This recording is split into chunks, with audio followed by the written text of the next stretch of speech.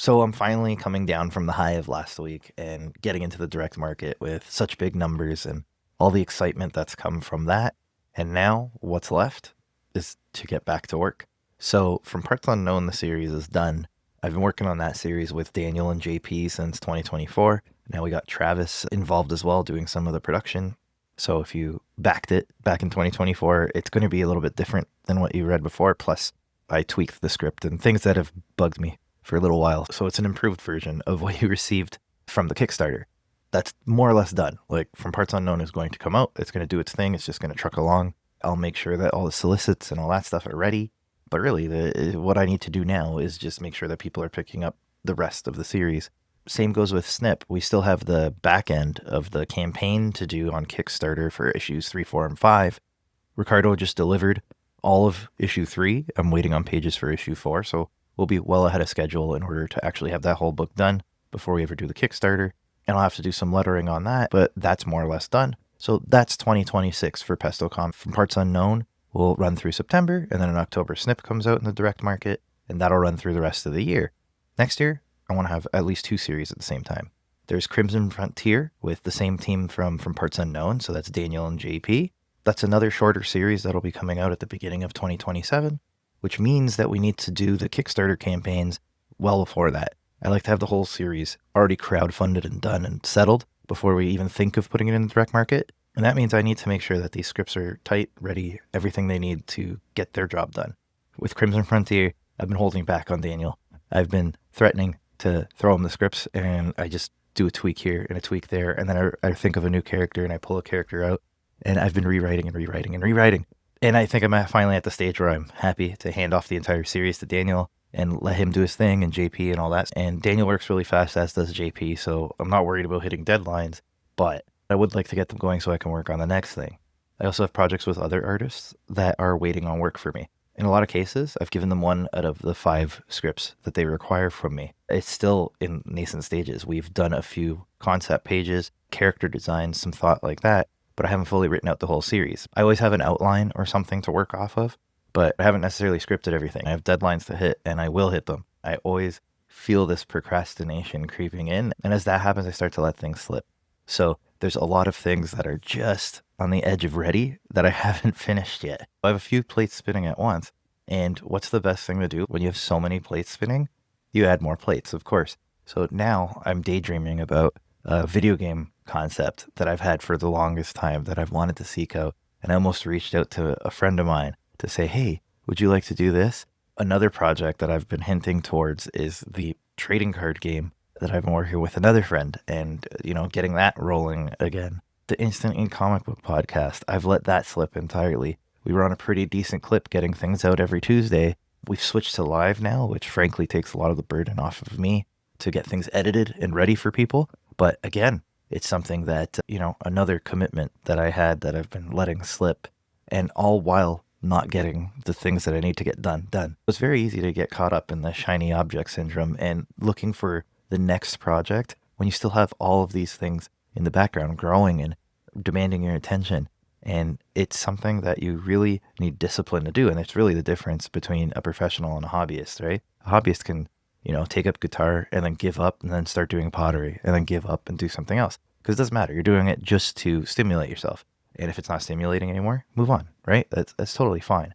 However, as a professional, people are expecting things from you. People are expecting things on a certain deadline and expect it on time, right? So that goes both for crowdfunding and making sure that books get out to people when they expect them. And the direct market is very strict, as your books need to be at printers so that they can print it in time to get it to the distributors who can get it to the stores on the day that you said it will be available in stores. So a lot of commitments, a lot of deadlines, and a lot of other things that I suddenly want to do that I did not have the energy to do before. And really, it's that whole idea of the shiny object. So how do I manage this? I've talked about it in the past. I have a spreadsheet, and what I do is every time I come up with a new idea, I flesh it out, I think about it, I put all the ideas that I have towards that idea in a line of the spreadsheet, and then I forget about it, and I go back to work. And the ideas keep coming, and that's the thing. There's always something new that you could be working on. There's some cool, interesting idea that isn't the one that needs to be finished now, that isn't going maybe the way you want. Or you're afraid that it's not what you thought it was in your head, or whatever the reason is that you can't finish the work, there's always going to be something better. And I think that's the difference, is being able to finish the work, is being able to see it through. People who want to get into comics, finish something. It's the hardest part. It truly is. Thinking of ideas, even getting character designs and doing a couple pages, that's the fun part. That's very easy. What's hard is doing the boring stuff, is actually finishing it, is getting to the end, getting the highs and the lows and the whole story done, and then getting it printed, doing all the unfun stuff. That has to be done too. So the easy way to start is to start small, right? When I first got started in this, I did a 4-page comic with Lane Lloyd called Brad's, about 2 clones on a date, and they're trying to switch places because one has been overstaying their time outside of wherever they're from and going on this date with this person, and chaos ensues. So it's a fun little story. But the idea was, it was something that was small enough that I could see it through. I could work with an artist. And again, you're going to have a much easier time getting to work with an artist if you're not coming to them saying, hey, I have a 100-page idea. I've never done anything before. Here's 100 pages. Trust me, you'll get paid. Like, all of that stuff. It's harder to do with an artist than saying, hey, I have a 4-page idea when you have some time. So if you're looking to get started, that's the way to do it. And I think that remains true even if you're at the stage that I'm at. I'm doing the 120, 160 page books, and I'm doing it with artists that I've had a relationship with. But the idea is I take the lessons that I learned doing that 4-page script and I just extrapolate it to the 120, the 160 page script. And, it's definitely harder the bigger it gets to stay motivated and to continue pushing through and to make sure that this work gets done. However, it's still possible. It's just a matter of discipline. So I find myself struggling. I really want to work on this video game. It's stupid. I'm not a programmer. I'm not a designer. But I'm like, ooh, a shiny idea. Something that there are no expectations from me. There's no stakes. There's no nothing. People are expecting comics from me now in the direct market and on crowdfunding. People are expecting me to maintain or exceed the quality of books that I've been putting out there. So there's expectation there. There's no expectation for me with a video game because I've never done it. And I think there's some freedom in that, just being able to escape and do something different. However, I got a lot of work to do, and maybe I'll get to that one day. I save the idea because we'll see if it sticks. Is it just interesting because it's an escape from the work that I must do? Or is it interesting because it's a good idea? That's what we'll find out. That's actually how some of my best comic ideas have come out. It's when I should be doing something else. And I think, it'd be cool. What if 2 wrestlers went up north and they ran into a bunch of vampires, right? So there's value in that shiny object. And while you should be working on this, you start thinking of that.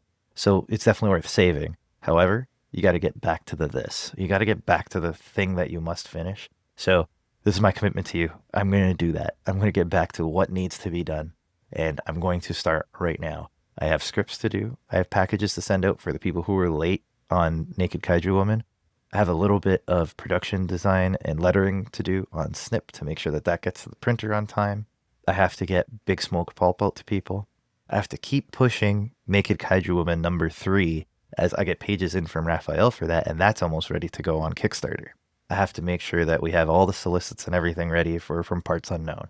I have to host the Instant Ink Comic Book podcast a little more frequently than I have been over the past 2 to 3 months, and continue talking to awesome creators and doing all that stuff. I'll have a post about all of that very soon as well, because there's been some interesting developments on the podcast side of things. So I'll be talking about that very soon too. I usually just take 10 minutes and force myself and do nothing else. I'll set a timer. I'll say, I'm just doing this for 10 minutes today. If I can commit to that, I usually end up working on things a lot longer than the 10 minutes. But it's that mindset of, now is the time to do this thing. And if you can stick to it and you can focus on it, you'll probably get it done, and just ignore everything else. Save it, keep it for later, focus, get your work done, be a professional. And really, that's just the difference. It's doing what you have to do and following through with it. So my commitment to you is that I am going to follow through and do what I need to do. I'm going to keep making sure to get you really cool books in your hands on time and when you expect them and at the quality you expect. So here's hoping that I can fulfill that commitment, and I'm going to start right now. So with that, I want to thank you. Have a good one.